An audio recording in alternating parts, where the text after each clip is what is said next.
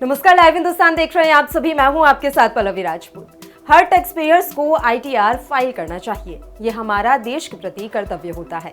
अगर आप भी पहली बार आईटीआर फाइल करने वाले हैं तो ऐसे में आपको कई बातों का ध्यान रखना चाहिए।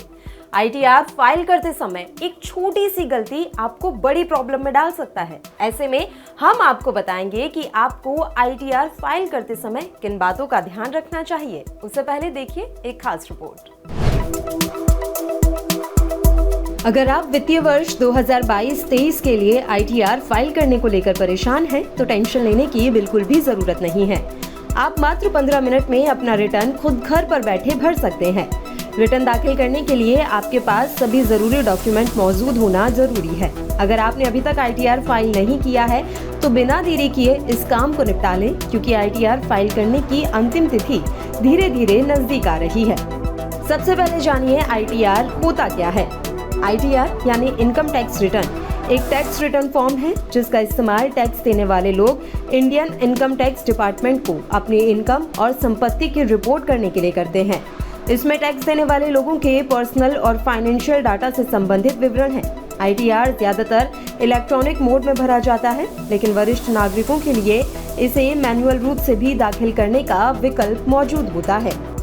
आईटीआर फाइल कौन कर सकता है? तो इसके लिए इनकम टैक्स लॉ के अनुसार कुछ कैटेगरी बनाई गई है, जिसके तहत आने वाले सभी करदाताओं को एक निहित समय के अंदर टैक्स भरना होता है।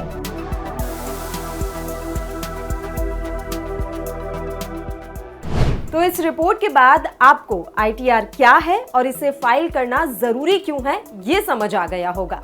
अब कुछ सवाल हैं जिनका जवाब आज हम जानेंगे। पहला सवाल, आईटीआर क्या होता है? दूसरा सवाल, आईटीआर कैसे फाइल करें? तीसरा सवाल, आईटीआर कौन फाइल कर सकता है? चौथा सवाल, एआईएस और 26एएस में क्या अंतर है? पांचवा और आखिरी सवाल, फॉर्म 16 क्या है और आईटीआर फाइल करते समय ये कैसे काम आता है? तो चलिए सीधे इकोनॉमी एक्सपर्ट आकाश जिंदल जी के पास चलते हैं और उन्हीं से पांचों सवालों के जवाब जानते हैं। आपको उसमें मेंशन करना है सबसे पहले तो आपकी इनकम क्या है। इनकम के बाद आपका एग्जेम्पशन क्या है, यानी छूट कितनी है, कितनी डिडक्शंस है, TDS tax deducted at source कितना है, TCS tax collected at source कितना है, कोई आपने ऐसी चीज खर्चा किया, परचेज किया, उस पर टीसीएस है, और उसके ऊपर क्या क्या प्रोविजंस है, टैक्स सेविंग क्या आपने की है। तो बेसिकली सबसे पहले आपकी पूरे साल की कमाई का लेखा जोखा, फिर उसके ऊपर कैलकुलेशंस कि कितनी इनकम टैक्स की छूट है, कितनी एग्जम्पशंस हैं, कितनी डिडक्शंस हैं, और फाइनली आपको कितना टैक्स पे करना है। आपकी तरफ से सरकार यानी इनकम टैक्स को आप अपनी तरफ से अपनी कमाई के लेखा जोखा और आपके हिसाब से आपकी इनकम टैक्स की लायबिलिटी क्या बनती है, क्या देनदारी बनती है, क्या आपने एडवांस टैक्स पहले दे दिया है, क्या आपका दफ्तर टीडीएस पहले काट के बैठा हुआ है, वो सब जानकारी उनको देते हैं। इसे कहते हैं इनकम टैक्स रिटर्न। अब ये इनकम टैक्स की ई फाइलिंग वेबसाइट पे जाके आप फाइल कर सकते हैं। सिस्टमैटिक तरीका है, स्टेप वाइज आप उसमें जाके आगे प्रोसीड कर सकते हैं। इनकम टैक्स की रिटर्न हर उस व्यक्ति को फाइल करनी है और हर वो व्यक्ति फाइल करने के लिए लायबल है जिसकी इनकम एक थ्रेशोल्ड लेवल से ऊपर है।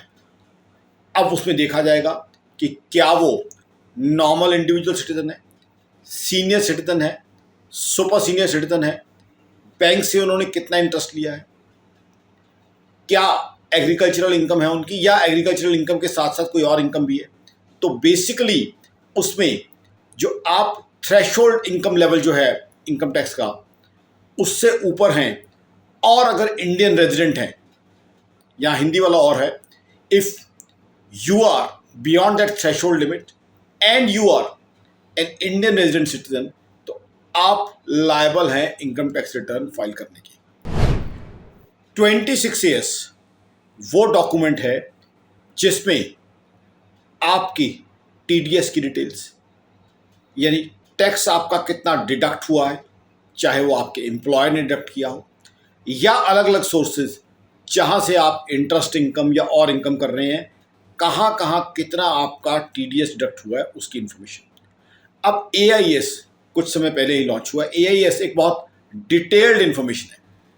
इसके अंदर tax refund, TDS details, TCS details, interest income details, mutual fund details, real estate transaction detail, overseas remittances details और बहुत सी एग्जॉस्टिव डिटेल्स होती हैं आपके बारे में कि क्या क्या आपकी ट्रांजैक्शंस हुई हैं और क्या क्या जानकारी इनकम टैक्स के पास है। अब इनकम टैक्स ये सारी एक्सरसाइज इसलिए करता है कि लोगों के अंदर टैक्स कंप्लायंस बढ़े, लोग टैक्स पे करें। फॉर्म 16 यानी बेसिकली टीडीएस सर्टिफिकेट जो एक एम्प्लॉयर अपने एम्प्लॉय को इशू करता है।